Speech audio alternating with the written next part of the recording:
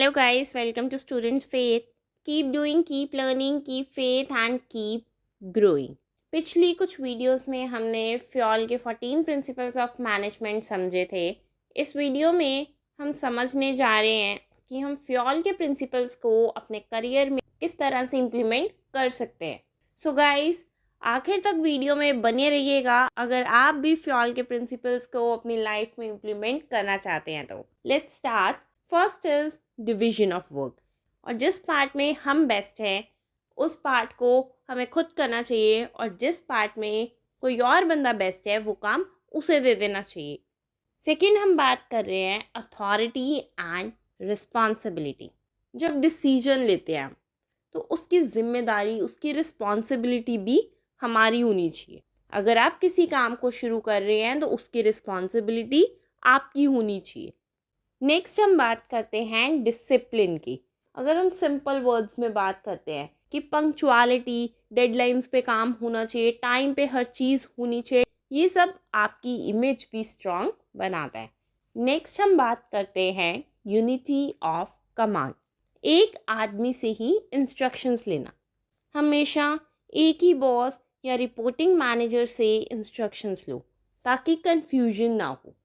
अगर आपके पास बहुत ज़्यादा इंस्ट्रक्शंस आएंगी ना, you will get confuse that what you have to do and what you have to leave. Next हम बात करते हैं यूनिटी ऑफ डायरेक्शन की.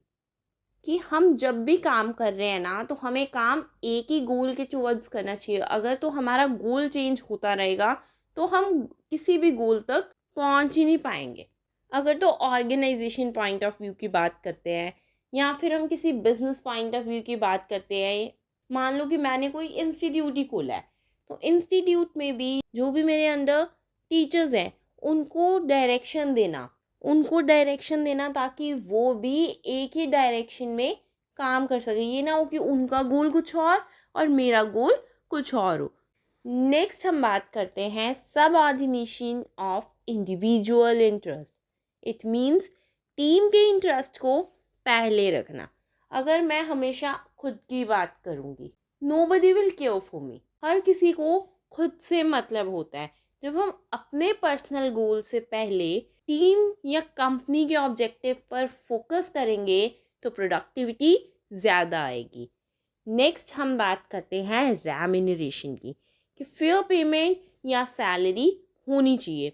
अपनी सैलरी का वैल्यू समझो और फेयर नेगोशिएशन करो. अगर लीडर हो तो टीम को उनके काम के हिसाब से रिवॉर्ड करो. नेक्स्ट हम बात करते हैं सेंट्रलाइजेशन एंड डिसेंट्रलाइजेशन. सेंट्रलाइजेशन का मतलब होता है कि जो पावर है वो टॉप लेवल मैनेजमेंट के हाथ में है. लेकिन डिसेंट्रलाइजेशन का मतलब होता है कि पावर्स जो है वो अलग अलग लेवल्स पे डिवाइड की हुई है. तो डिसीजन मेकिंग में बैलेंस होना चाहिए. किसी भी ऑर्गेनाइजेशन में जब सेंट्रलाइजेशन और डिसेंट्रलाइजेशन दोनों ही होंगी कि कुछ पावर्स, कुछ ऐसी पॉलिसीज़ हैं जो सिर्फ टॉप लेवल ही कर सकते हैं. कुछ डिसीजंस जो हैं वो मिडल लेवल या फिर सुपरवाइजरी लेवल भी ले सकते हैं. तो वहाँ पे प्रोडक्टिविटी ज़्यादा आएगी, डिलेज जो हैं वो कम हो जाएंगे.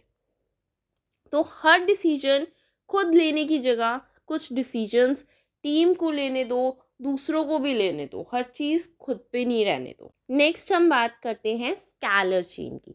स्कैलर चेन मीन्स रिपोर्टिंग का एक प्रॉपर फॉर्मेट होना चाहिए. अपने सीनियर्स को रिपोर्ट करो. प्रॉपर चैनल से ही कम्युनिकेशन होनी चाहिए. नेक्स्ट हम बात करते हैं प्रिंसिपल ऑफ ऑर्डर की. कि हर चीज़ अगर जगह पे पड़ी होगी ना तो हमें ढूंढने में परेशानी नहीं होगी. इवन अगर हम घर पे भी बैठे हैं, अगर मुझे पता है ना कि पेन और पेंसिल्स कौन से वाले ड्रॉअर में पड़ी हैं तो मैं उसको फटाफट से उठा लूँगी. लेकिन अगर मुझे पता ही नहीं है पेन और पेंसिल कहाँ पे है और मुझे किसी का फ़ोन आ गया, मुझे नंबर नोट करना है, तो उसको हमें ढूंढना पड़ेगा और उसको ढूंढने में भी मुझे आधा घंटा लग जाएगा. तो उस आधे घंटे में हो सकता है कि उस बंदे का फ़ोन कट जाए तो वो नंबर मैं नोट ही नहीं कर पाऊँगी.